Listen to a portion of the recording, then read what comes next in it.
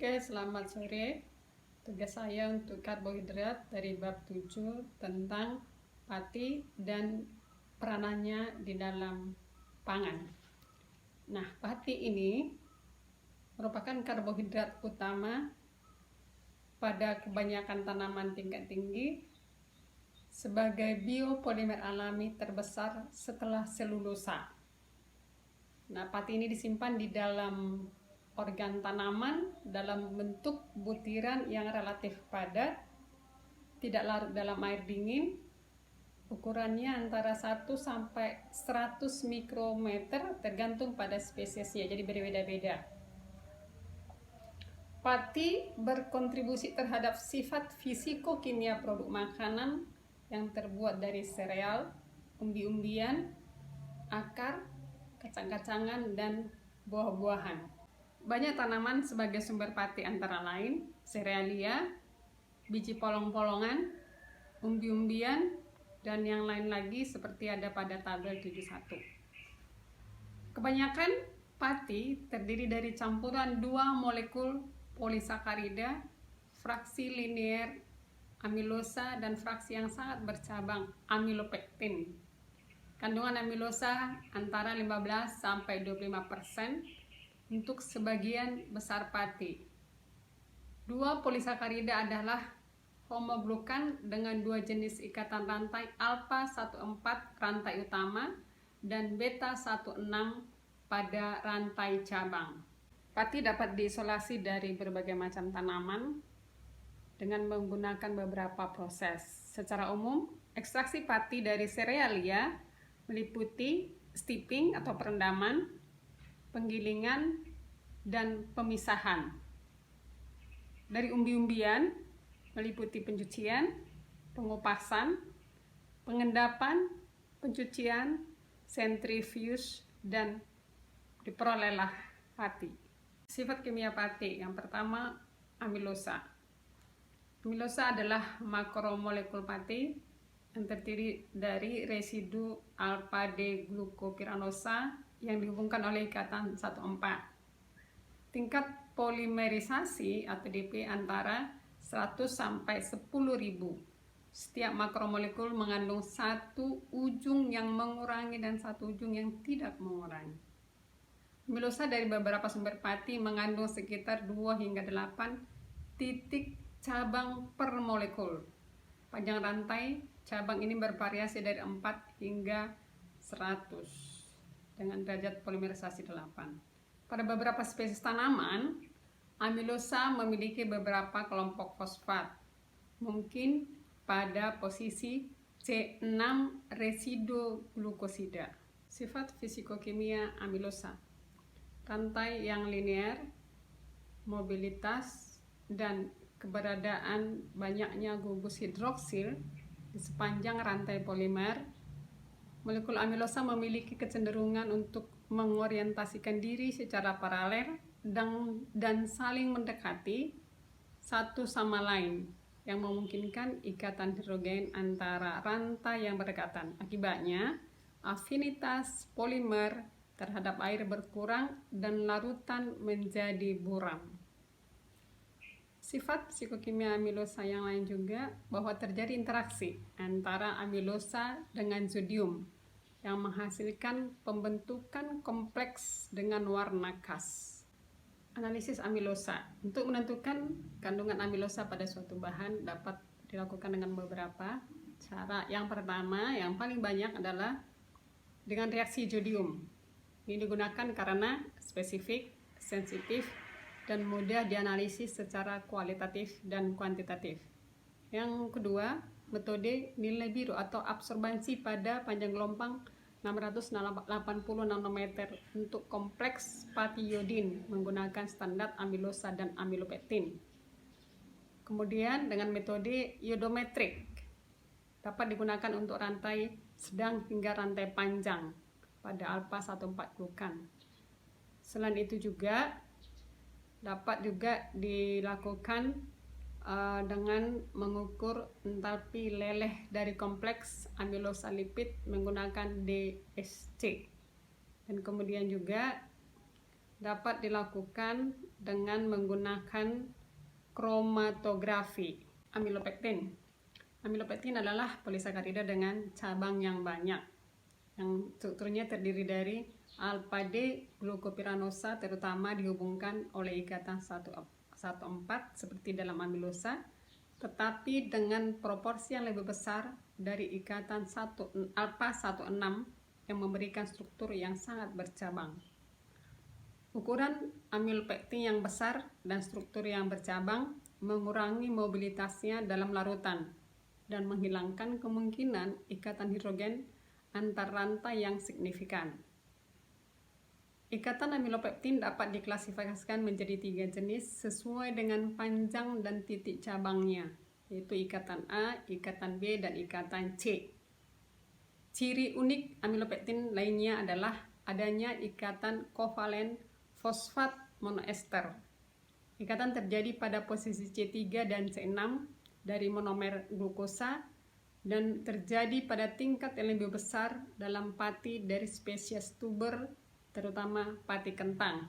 Karena adanya monoester fosfat, peningkatan tolakan elektrostatis antara molekul meningkat yang menghasilkan sifat gelatinisasi dan pemastaan pati berubah.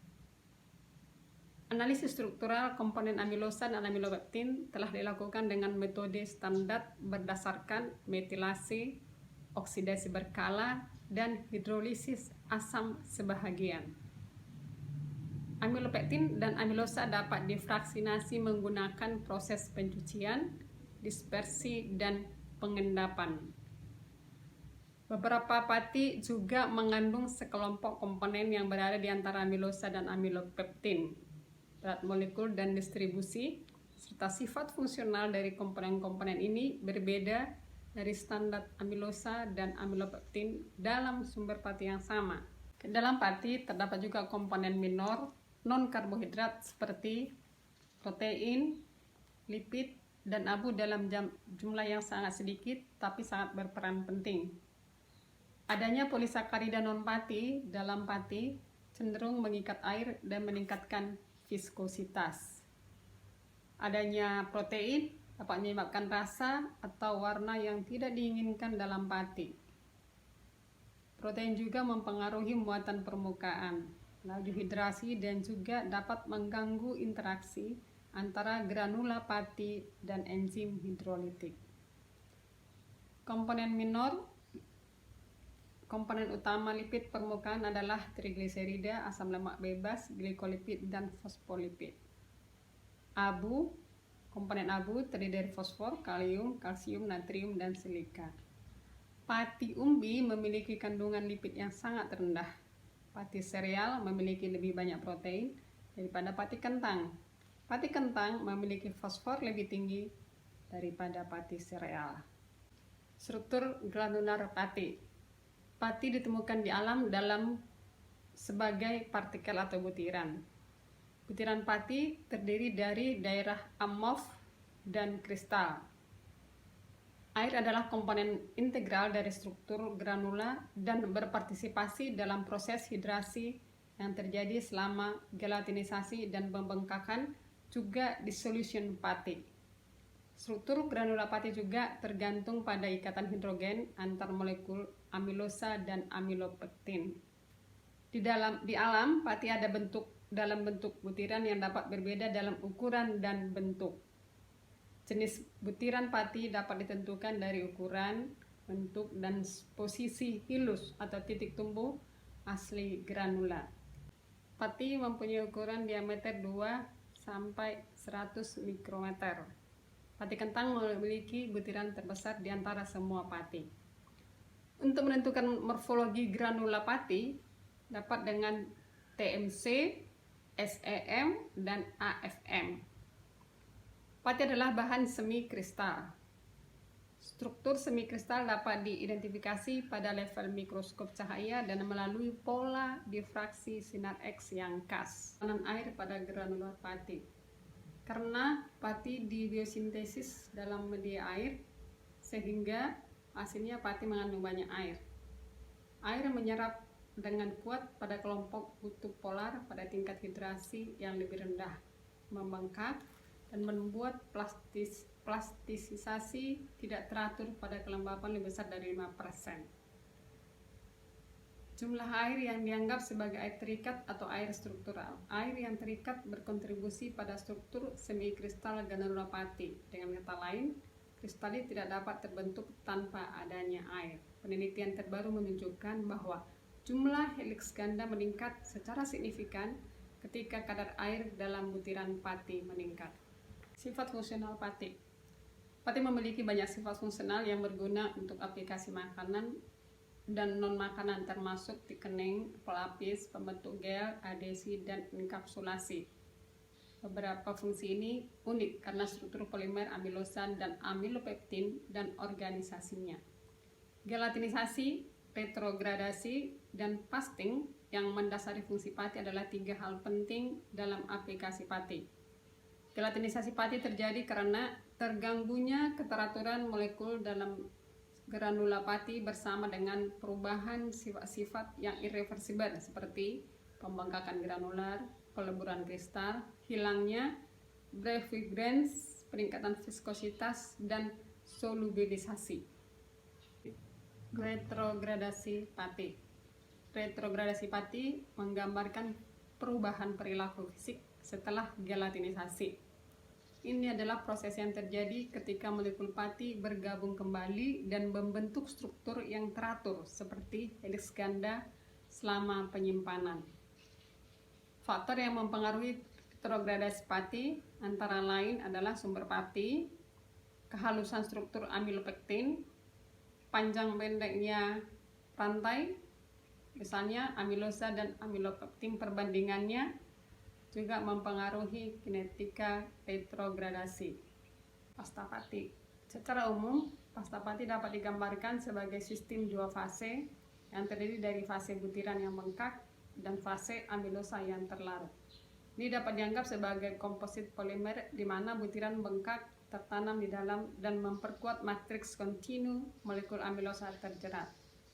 Jika fase amilosa kontinu, agregasi dengan segmen linier amilopektin pada pendinginan akan menghasilkan pembentukan suatu gel yang kuat. Peranan pati dalam pangan.